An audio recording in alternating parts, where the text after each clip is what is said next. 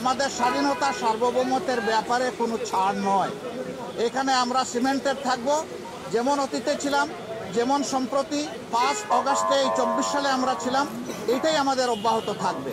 আপনারা কালকে সকল গণমাধ্যম এই সংবাদ পরিবেশন করেছিলেন যে মাননীয় প্রধান উপদেষ্টা আজকে সমস্ত দলের জাতীয় নেতৃবৃন্দকে এখানে আহ্বান জানিয়েছিলেন।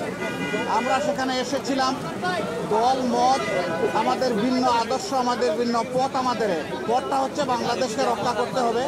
এই সব কিছুর ঊর্ধ্বে উঠে দেশ আমাদের সবার, শুধু রাজনৈতিক দল না, আমাদের সকলের, জনগণের একটা বিশেষ অংশ আপনারাও, এবং আপনাদের ভূমিকাও কিন্তু গত আন্দোলনে কারো না থাকতে পারে, কিন্তু নির্বিশেষে অনেক সহায়ক ছিল।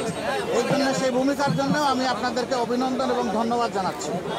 আগামীর বাংলাদেশ গঠনে পথে পথে আমরা বিভিন্ন অন্তরায় দেখতে পাচ্ছি, বিশেষ করে পার্শ্ববর্তী দেশ, তারা আমাদের প্রতিবেশী।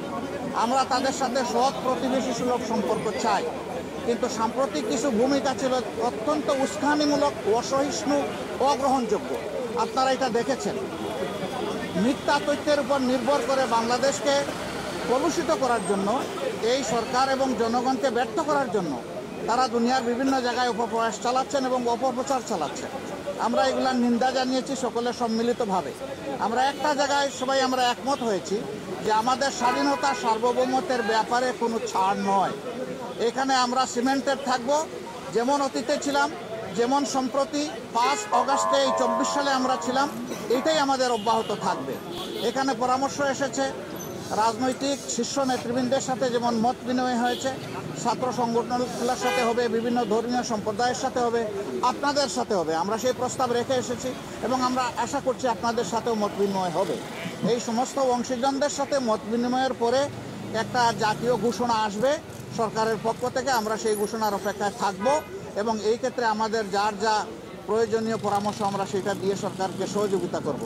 আরেকটি বিষয় আমরা অত্যন্ত ক্লিয়ারলি আমরা জানিয়ে দিয়েছি, এক্সট্রিমিজম বা চরমপন্থা যে দিক থেকেই আসুক আমরা তাকে ঘৃণা করি।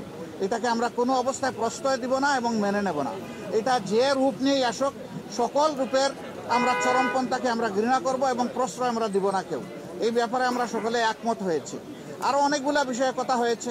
আমাদের দেশের ভাবমূর্তি নষ্ট যারা করছে তাদেরকে বোঝানো যে তোমরা আমাদের প্রতিবেশী, আমরা যদি ভালো থাকি তোমরাও ভালো থাকবা, আমরা ভালো না থাকলে তোমরা ভালো থাকবা কেমনে। এই বিষয়গুলো তো আসবে, অবভিয়াসলি আসবে।